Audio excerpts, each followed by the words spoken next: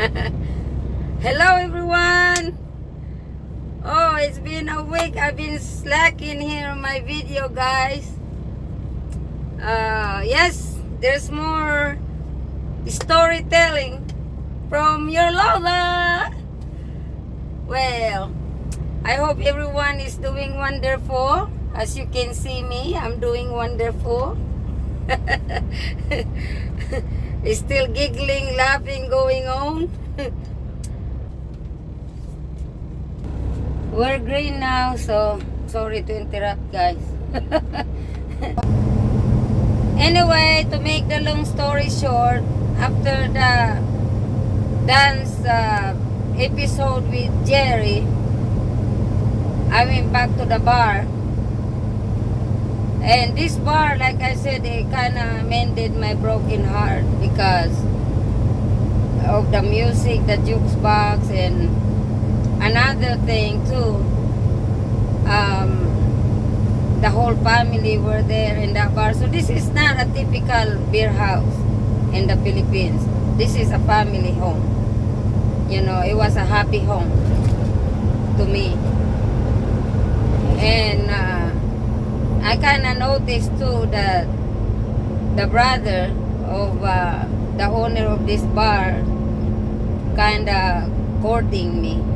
I turned 17 at this time. Oh, this is in 1985. I was 17 years old. And I just kind of ignored him, although he was a good looking guy.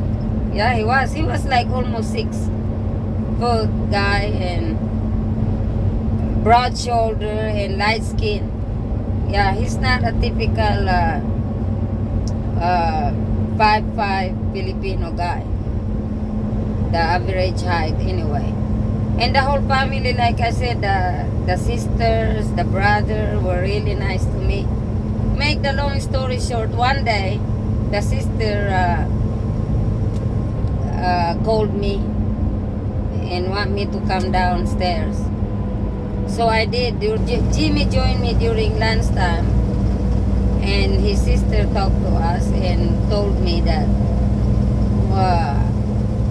I need to just run off with Jimmy. I said, where? To Pangasinan.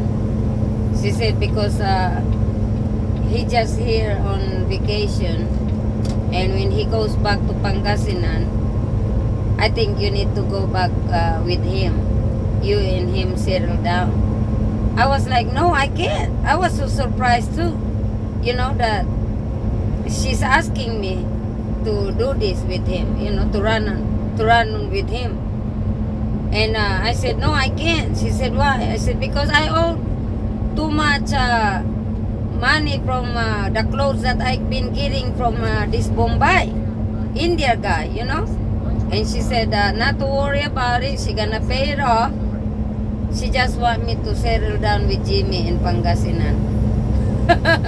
And at this time, guys, I was like overwhelmed. And at this time too, I kind of worried because they didn't know my real name. I was just using the alias Anna. So I was like, oh my gosh, you know. But I kind of like this guy because he was quiet. And the whole family likes me at this time. Unlike what happened to Jerry, that the family made him, you know, run off with another woman. I tell you what, guys, next thing I know, when after she paid off what I owed to the Indian guy, me and Jimmy was in the train on the way to Pangasinan. It was a long ride of the train. Oh my gosh, I don't know how many days. I think it took us 2 days. I'm not sure now. I don't remember. I wish I can still ask him. I was young at this time, and Jimmy was 21 years old. I got there. They were living in the nice, the more decent shack house, though. Let's put it that way. Mom had a farm. And this farm full of fruits, jackfruit, guava, mango. And so there I feel like a home in the province But except there's no ocean at this time. And this lady, his mom, was so nice. I tell you what, I told you, these people were so nice, and she was just thrilled that Jimmy brought home a woman and he na settle down. And also, my mother-in-law told me that me and Jimmy and her, we need to go to the courthouse in Pangasinan, Dagupan, Pangasinan. She want me and Jimmy to get married. And I said, oh no, I don't want to get married. I'm not old enough yet. And she said, oh, we need to force your age so you and Jimmy can get married. And I said, no, I don't want to do that. Because you know why, guys, I didn't want to do that? Because they're going to find out what's my real name. I wasn't Anna. That's why I didn't want to get married. Because I didn't really reveal my whole story to them yet. That I was a Patricia. I don't want them to know that I was really lying to them. See? So it's not good. Anyway, that was a good reason, my age, that I don't want to get married. And she never forced us. And she never forced me to marry her son. That was just her suggestion. And me and her, every morning, sort of my mother-in-law, every morning I would climb in the guava tree or in the mango tree and jackfruits and stuff like that. And me and her would walk to the town and sell this house to house. Yeah, guys, that was nice place over there. And then in the afternoon, me and her again would go to the rice field and would catch frogs and kohol, you know, like a shell that you can eat. What you call that? Well, I don't know what's in English, but it looked like a seashell, but this is just from the rice field. So that was our daily. If you're not lazy to go out there and sell some fruits and vegetables and get some frogs and all kinds of things to eat there, you won't get starved in the province, in Pangasinan. And that was our daily routine there. And then later on, you know, that was not enough of sort of settle down to me, because I want him to work, because he just depend on me and his mom to sell some stuff, and he just wanna lay around or hang out with his friends in town. You know, I feel like this is not something that I want at that time. And I asked him, let's go back to Marilao, Bulacan. A month or so of living in Pangasinan, we told his mom that, you know, we're gonna go back to Bulacan. So there we go again, back in the train, you know, and there again in Bulacan, his sister at this time bought a piece of land that she can build a family home. And at this time, temporarily a shack house, and she want me and Jimmy to live in that shack house for a while, because over there, guys, in the Philippines, if you have a land, you better build something there that somebody could stay there. Otherwise, people starting just to build their own shack house there, and it's really hard for you to get them out, to kick them out later on if you want your land. So she let us live there. So at this time, I feel like, wow, I was there, works in the ketchup factory in Maykawayan, Bulacan, and he ended up working there too. So that was good for me, because at least this time he's got an income. And you know what he did? He want me to go with him to factory.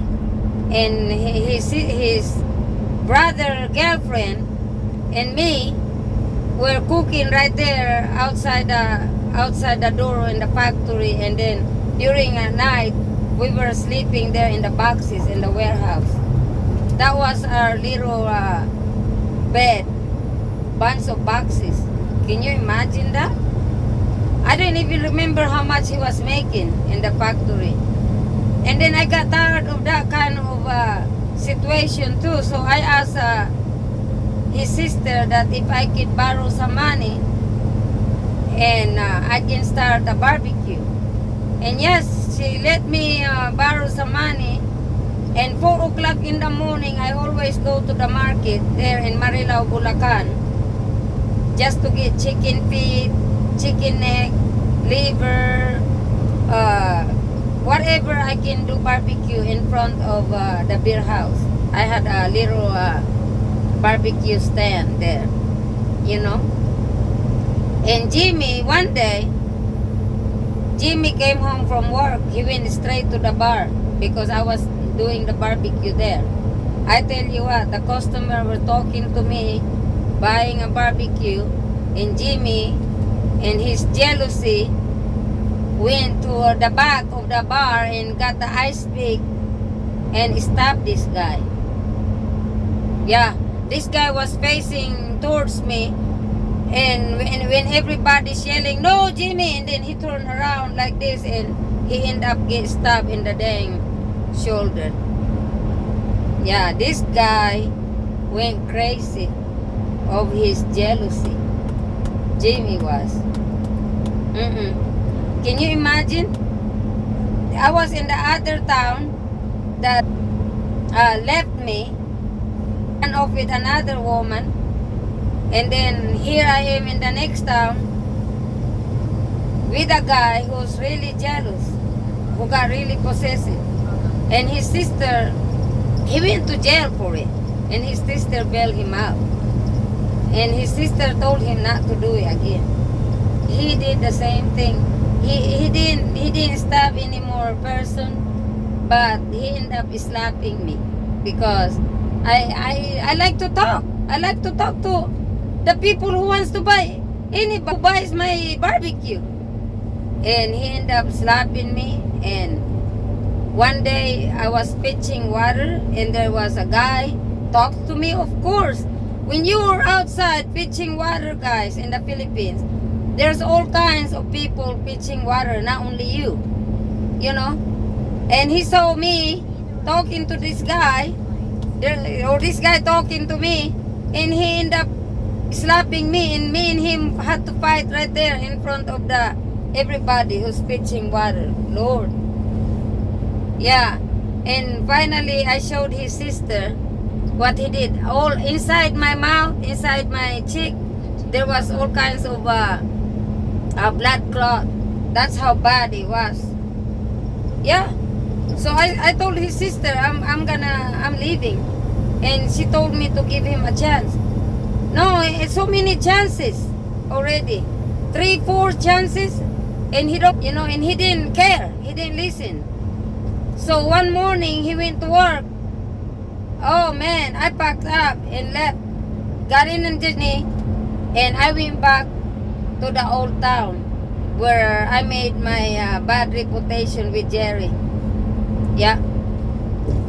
And my stepmother was asking me, why are you here? Why you got all this stuff? See, they didn't even know at that time that I was living with a man, with Jimmy. They never met Jimmy. Jimmy never got to see my place.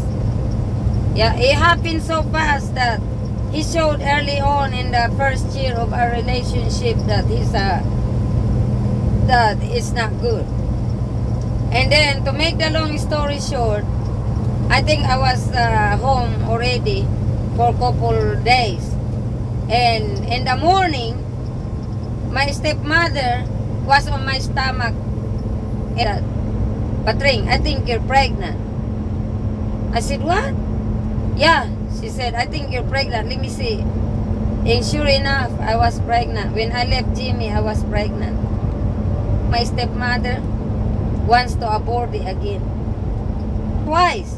She wants to squeeze it twice. And I got up and I told him, no, touch me. You cannot do this to me. And she told me to leave. She said, well, you need to leave. If you want to continue your pregnancy, you need to go back to the father of that baby. Or you just need to leave. And I said, I don't want to go back to him. So, I waited for my father to come home from work. And I asked him where my sister was. Because I heard my sister is no longer in the province. She's in Olongapo. He a phone number.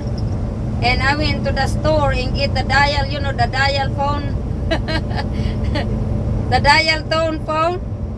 And I called her and I told her that I need a place to work. Do you know anybody who accept a maid there on base? She was on base at this time, military base in Olongapo City. And she told me, yeah, get on the bus, Saulog bus, and then when you get to the bus, just tell the conductor, the bus driver, to drop you off the terminal in Olongapo. And when you get there, you call me and then we'll come and pick you up. Because on base, I have to be escorted. I can't go inside the base. Yeah, guys. I had to run away pregnant because I want to go through the same thing and make a big mistake again. I want to keep my baby. At this time, I was brave. I was acting brave at 17 years old to keep my baby. Yeah. Okay. This is a long story still. And I'll see you guys. I'll continue this story till to the end. I see you guys in my next video. Thank you guys so much.